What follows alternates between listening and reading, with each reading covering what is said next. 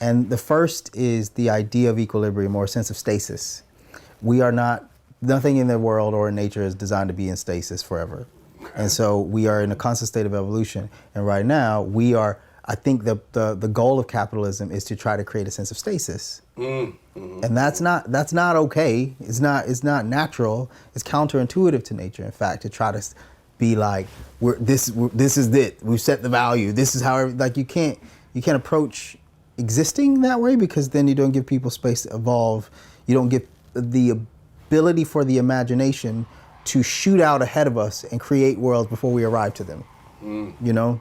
And so I look at, there's so many science fiction books that I love science fiction. I just love it. And so there's so many books that I used to read that were written in like the 20s or the 40s that were projecting futures that are more significant than this one, right? Like right now, one of the most popular movies out is Dune. And when I read Dune for the first time, I think Dune was written in 1942, I think. But the first time I read Dune, and I was like, what this man is articulating with this, the way space travel works, the way the mind works, the way that magic works. He's taking natural things in our real world, our real mysticism, and making science out of them. He's saying that the mind has the ability to make space travel, not technology, the mind. Yeah. And that means that the mind needs to evolve beyond a sense of stasis. So that's first. Once that happens, we redefine what capitalism means. And in so doing, redefine what value means. Okay. Because right now, it looks like this. Someone tells you that this piece of paper has this value. And if you have enough of those pieces of paper, you can buy things based on the scale that we've determined. That determining scale, as I understand it, is based off survival needs.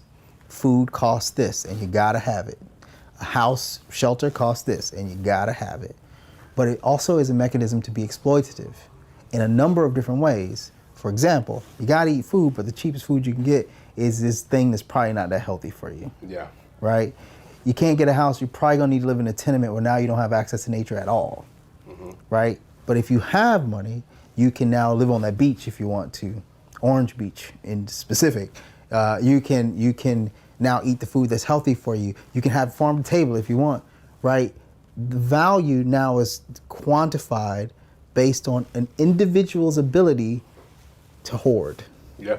Which is what I'm talking about, the scarcity mindset. Yeah. So it has taken that and magnified it and made it everyone's reality. And it's fragmented us in a way that I think limits our ability to evolve. And I want that. I think change, I think it's Octavia Butler, God has changed. God has changed. And so I want change. I don't mind it. Like and that doesn't mean it's a pendulum. It's not swinging from one thing to the other. It's taking incremental and natural steps towards an evolution. There's a reason that the flower points at the sun, right? Like there's a reason that the giraffe's neck is as long as it is. It's because these incremental evolutions are necessary. And we have to have, if clean capitalism, what we're in pursuit of, has to be inclusive of evolution, and not evolution as a way to capitalize on people vis-a-vis the iPhone, where they're like, look, we've now made it color. You know what I'm saying? Like it's not evolution. That's you capitalizing on what I think evolution is. It's not. You already knew that was gonna happen. That's not natural.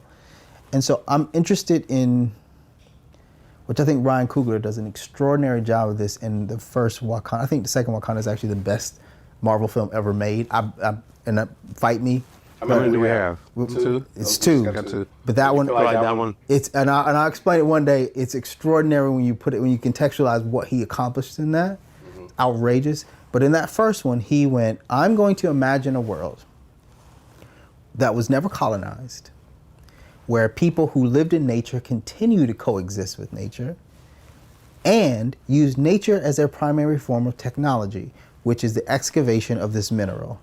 He said, Black Panther protects us, but Black Panther only has one superpower. It's not that he's strong, he got the strength for the plant. It's not that he can do all this stuff, he's wearing a suit. His only superpower is that he can talk to his ancestors. And so it's ancestral access. And you're telling me that imagination isn't possible And I go, I think it could be, because what ancestral knowledge is access to one's history. We don't have that right now.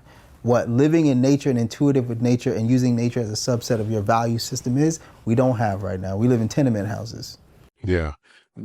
So you did two dope things with the question. You set the basis, because I don't think, I don't think that the equator is what we should be seeking out. No. Because I agree with the idea that, or at least personally, I share the idea that to get the best out of your experience as a human is to exist within a push and pull throughout that time and find your way to whatever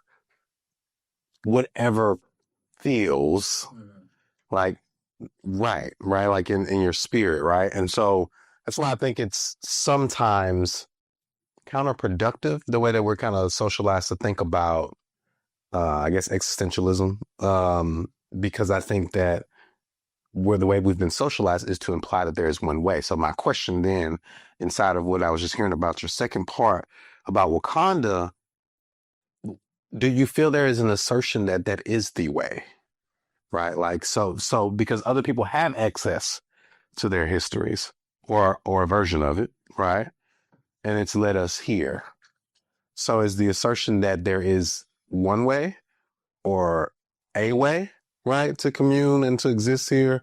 Or is the assertion that you should find the way that I guess feels right to that group at that time? You know what I mean? Because I often think about,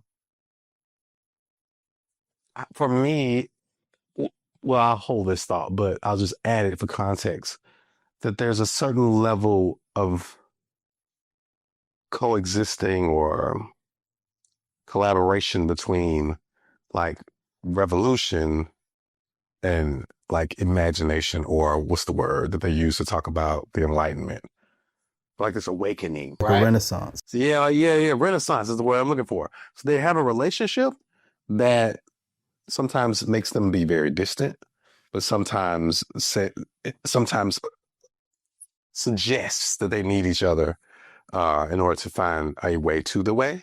So is Ryan Coogler suggesting that access that you were talking about to our ancestral knowledge, or what do people call that? They call it something too. Like there's a name, like you might see like 19 Keys talk about, but this ancestral knowledge that exists.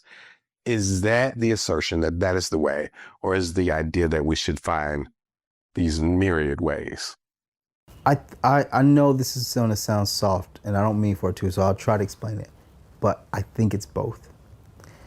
Yeah, you got to explain it. So you think it's both? You got to, yeah. So, people say that to say things are both is to not have a point. That's why I prefaced it the way I prefaced it. Because an acorn is still a tree. Do you feel what I'm saying? Mm-hmm. You can look up and see a live oak, and it's sprawling in all directions. It's beautiful and enormous, and it blocks out the sun, but it's still an acorn. Mm-hmm. That big. So two things can exist in the same space, as I understand it. When I say those two things need to be both, I think ancestral knowledge is the acorn, and it's saying to you there is an encoding of a lot of information that will translate into a growth for you that'll be far more expansive. It's going to translate into the type of tree you're going to be. It doesn't tell you that like you're going to do this or it's going to do that. It's going to code you in such a way that you can grow further and wider than you would otherwise. Okay? Mm-hmm. But the growing itself, all of that, is an act of what's happening around you in real time. It's the whole concept of nature versus nurture. The minute that you start to grow, you're reacting to your reality first. Mm-hmm. And that reality is going to be speaking to you and helping you to make decisions, helping you learn. But if you have that knowledge base, your reaction is going to be slightly different. So instead of going this way, you might go that way. Instead of thinking this, you might think that. Instead of feeling like you need to feel unworthy, you might feel worthy and have audacity to go and do this. And it's going to change those trajectories, so to speak. And then you become an archetype for your son as a part of that same ancestral knowledge that I'm talking about. Even if it's literally happening in front of him in real time, in real life. And then that becomes a different pathway. Simultaneously, your son's looking at you and you're going, my dad did this, I can do this. He doesn't have all the knowledge that you have yet. He's just watching you move through the world. That's the other part of it, is that if you've got archetypes of people around you that are doing extraordinary things, wondrous things, it is, I think, a pathway for you to access something higher. Simultaneously, by following those archetypes, you will find that they have had access to all this ancestral knowledge anyway. And so that'll take you back to that same place. And so the acorn and everything that's in that acorn is still in the tree. Interesting. It's still in the tree. And so I think it has to be both. I think about this stuff all the time, man. Like, my ancestry, as I understand it, ends in South Carolina. And yet I know that my people come somewhere from West Africa. I hear everything from Sierra Leone to, Cote d'Ivoire, like a little bit further south. I've heard Congolese, and we come out into the coast. I've heard all these different things. And I believe that if I knew that, it would affect me in a completely different way. I read this once, I listened to Dr. Sebi say, or I read a thing that he said, which was, if you know where you come from, you know to eat those foods and what they'll do to your body, foods that grow there. You know that. I don't know any of that.